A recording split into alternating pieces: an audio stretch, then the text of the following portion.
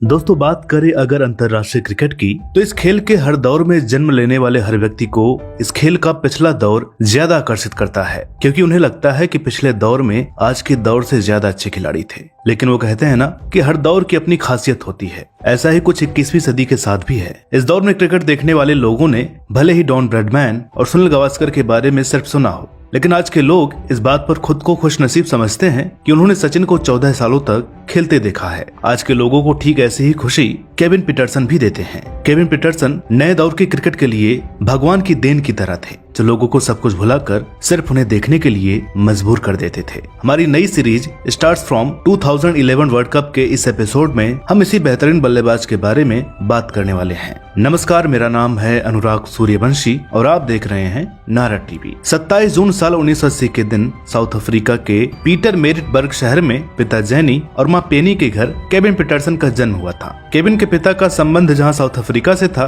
तो ही इनकी मां की जड़ें इंग्लैंड से जुड़ी हुई थी। केविन पीटरसन का बचपन कई तरह के खेलों के इर्द गिर्द और कड़े अनुशासन में गुजरा था। पीटरसन के 3 भाई थे, जिनमें से एक भाई ब्रायन को क्रिकेट का बहुत शौक था और वो क्लब क्रिकेट खेला करते थे। लेकिन दूसरी तरफ केविन पीटरसन क्रिकेट के साथ रग्बी, टेनिस और हॉकी जैसे खेल भी खेला करते थे। केविन पीटरसन ने अपनी कॉलेज की पढ़ाई मेरिट्सबर्ग कॉलेज से शुरू की और यह वो समय रहा जब केविन के मन में अपने देश को क्रिकेट के खेल में रिप्रेजेंट करने का सपना फलने फूलने लगा था। 17 साल की उम्र में पीटरसन ने अपना फर्स्ट क्लास क्रिकेट सफर नटाल की बी टीम के लिए खेलते हुए शुरू किया, जहां पीटरसन की पहचान एक ऑफ स्पिन गेंदबाज और लोअर मिडिल ऑर्डर में तेजी से रन बनाने वाले बल्लेबाज के तौर पर बन गई थी। साल 1999 में नासिर हुसैन की कप्तानी में इंग्लैंड की टीम ने नटाल के खिलाफ एक अभ्यास मैच खेला, जिसमें पीटरसन ने इंग्लैंड के शीर्ष 4 बल्लेबाजों को आउट कर सबको चौंका दिया। पीटरसन के इस प्रदर्शन से प्रभावित होकर नासिर हुसैन ने उनका परिचय इंग्लैंड क्रिकेट क्लब से करवाया, जहां पीटरसन को अगले 5 महीने खेलने का मौका मिला। पहली बार घर से दूर आए पीटरसन के लिए इंग्लैंड आना एक बुरा अनुभव रहा, लेकिन यहाँ खेलते हुए पीटरसन को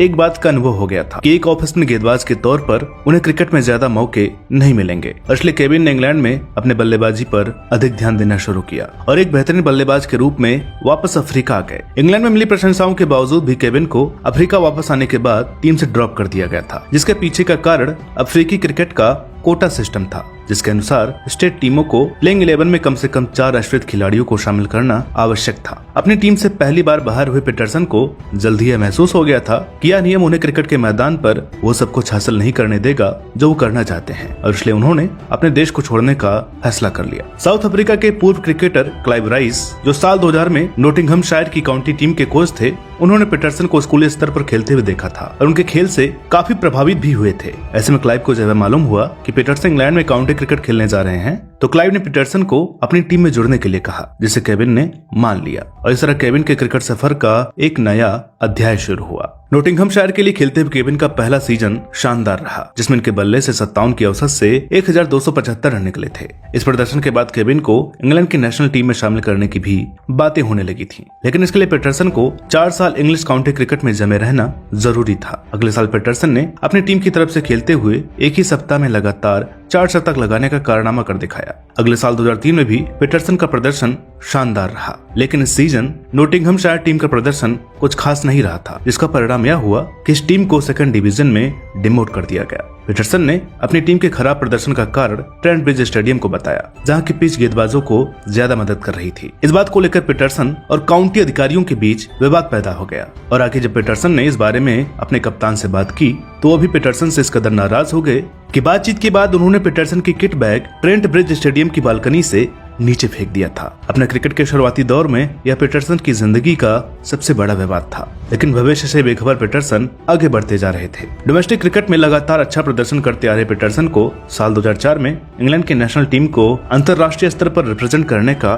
मौका भी मिल गया और उन्होंने जिम्बाब्वे के खिलाफ खेलते हुए 28 नवंबर साल 2004 को अपना ओडीआई डेब्यू किया और 27 रनों की नाबाद पारी खेली। अपने अंतर्राष्ट्रीय करियर की पहली सीरीज पीटरसन के लिए कुछ खास नहीं रही थी और अब उनका अगला पड़ाव साउथ अफ्रीका था, जहां उनका स्वागत मैदान पर जबरदस्त हुटिंग के साथ शुरू हुआ। लेकिन इस विरोध का असर केविन पीटरसन के खेल पर बिल्कुल भी देखने को नहीं मिला। इस खिलाड़ी ने पुरजोर विरोध के बावजूद भी इंग्लैंड के लिए अपना बेस्ट प्रदर्शन किया और वनडे सीरीज में कुल 454 रन बनाए। इस प्रदर्शन का परिणाम यह रहा कि जब सीरीज के आखिरी मैच में पीटरसन ने शतक लगाया, तो दूसरे मैच में इस खिलाड़ी की तरफ पीठ दिखाकर खड़े होने वाले अफ्रीकी लोग पीटरसन को स्टैंडिंग ओवेशन देने पर मजबूर हो गए थे। पीटरसन की जगह अब इंग्लैंड की वनडे टीम में पक्की हो गई थी और अब बारी टेस्ट में अपने हुनर को दुनिया के सामने रखने की थी। लेकिन इससे पहले पीटरसन को ग्रोइन इंजरी से गुजरना पड़ा। लेकिन पीटरसन ने इन हालातों को भी मात दी और 2005 की एशेज श्रृंखला में जगह बनाने में कामयाब हो गए। ऑस्ट्रेलिया के खिलाफ लॉर्ड्स के मैदान पर अपना पहला टेस्ट मैच खेलने उतरे पीटरसन ने मैच की दोनों पारियों में अर्धशतकीय पारी खेली और अपने डेब्यू टेस्ट में लॉर्ड्स के मैदान पर ऐसा करने वाले तीसरे खिलाड़ी भी बन गए थे। पीटरसन ने आगे भी अपना प्रदर्शन जारी रखा और सीरीज में कुल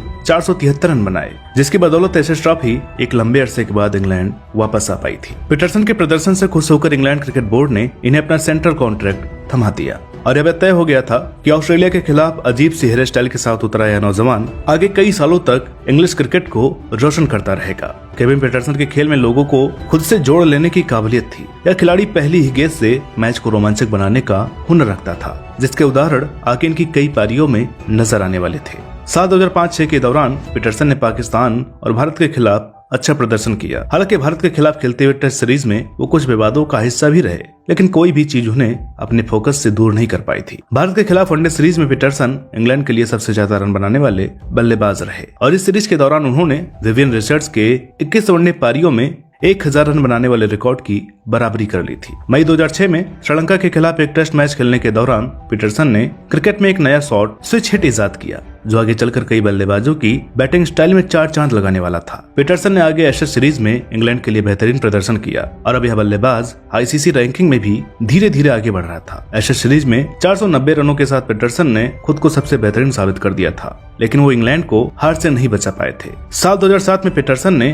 अपने पहले वर्ल्ड कप का आगाज बेहतरीन अर्धशतक के साथ किया और आगे ऑस्ट्रेलिया के खिलाफ शतकीय पारी खेलकर वर्ल्ड कप में ऑस्ट्रेलिया के खिलाफ शतक लगाने वाले पहले इंग्लिश बल्लेबाज भी बन गए थे। अपने शानदार प्रदर्शन की बदौलत पीटरसन आईसीसी ओडीआई रैंकिंग में शीर्ष पर पहुंच गए थे, लेकिन वर्ल्ड कप में आगे वो अपना प्रदर्शन बरकरार नहीं रख पाए, जिसके चलते इंग्लैंड की टीम सेमीफाइनल में जगह नहीं बना पाई थी। पीटरसन ने अपने टेस्ट करियर का उच्चतम स्कोर 226 रन बनाए और डॉन ब्रैडमैन के बाद अपने पहले 25 टेस्ट मैचों में दूसरे सबसे ज्यादा रन बनाने वाले बल्लेबाज बन गए थे। यहाँ से कुछ समय के लिए पीटरसन का लगातार ऊपर उठता करियर ढलान पर आने लगा था। पीटरसन के स्कोरबोर्ड में अचानक डक पर आउट होने और अजीबोगरीब तरीके से अपनी विकेट गंवाने के आंकड़े बढ़ने लगे थे। वेस्टइंडीज के खिलाफ वनडे सीरीज में खराब प्रदर्शन की बदौलत इन्हें अपना पहला स्थान भी खोना पड़ा था। अगले साल 2008 में पीटरसन के स्विच हिट शॉट को बैन करने की बातें भी होने लगी थी और ये सब पीटरसन के लिए सच में दिल दुखाने वाला दौर था। हालांकि आगे उनका शॉट भी बच गया और उन्हें जून के महीने में पहली बार अपनी टीम को लीड करने का मौका भी मिल गया, क्योंकि टीम के कप्तान पॉल कॉलिंगवुड पर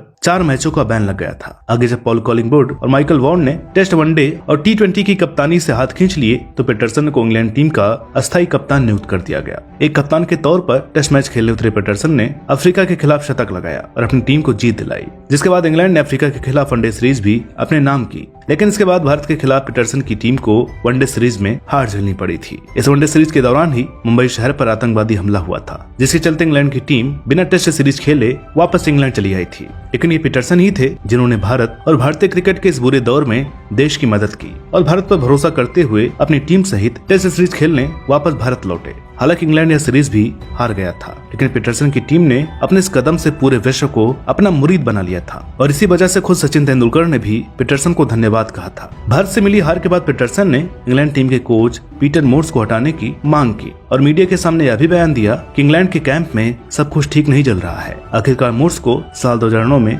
हटा दिया गया, लेकिन सबको चौंकाते हुए पीटरसन ने भी उसी साल कप्तानी छोड़ दी। कहा जाता है कि इंग्लैंड क्रिकेट बोर्ड के कहने पर पीटरसन ने यह कदम उठाया था। बात करें पीटरसन के आईपीएल करियर की तो साल 2009 में पीटरसन को आरसीबी द्वारा $1.5 मिलियन में खरीदा गया था और उन्हें साल का सबसे महंगा खिलाड़ी भी बना दिया था। आगे पीटरसन ने आरसीबी को लीड भी किया, जिसके बाद पीटरसन डेक्कन चार्जर्स और दिल्ली डेयरडेविल्स की टीमों में भी नजर आए। T20 विश्व कप में अच्छे प्रदर्शन के बाद भी आगे का कुछ समय पीटरसन के लिए अच्छा नहीं रहा, जहां खिलाड़ी को समय के लिए चोट से भी जूझता रहा था। पीटरसन ने अगले T20 वर्ल्ड कप में शानदार वापसी की और अपनी टीम को विश्व चैंपियन बनाया। पीटरसन ने आगे अपना फॉर्म जारी रखा और साल 2011 वर्ल्ड कप के लिए इंग्लैंड टीम में शामिल हो गए। कुछ मैचों में अच्छा प्रदर्शन करने के बाद चोटिल होने के चलते इन्हें टूर्नामेंट से बाहर होना पड़ा और उनकी जगह इयान मॉर्गन ने ली थी। अगले साल 31 मई 2012 को वनडे क्रिकेट से संन्यास की घोषणा की, लेकिन कुछ ही समय बाद अपना निर्णय बदल दिया और एक बार फिर टीम में वापसी की। पीटरसन की वापसी शानदार रही और साल 2013 में यह खिलाड़ी इंग्लैंड के तीनों फॉर्मेट्स में सबसे ज्यादा रन बनाने वाला बल्लेबाज बन गया था। लेकिन पीटरसन की जिंदगी से विवाद खत्म नहीं हो रहे थे।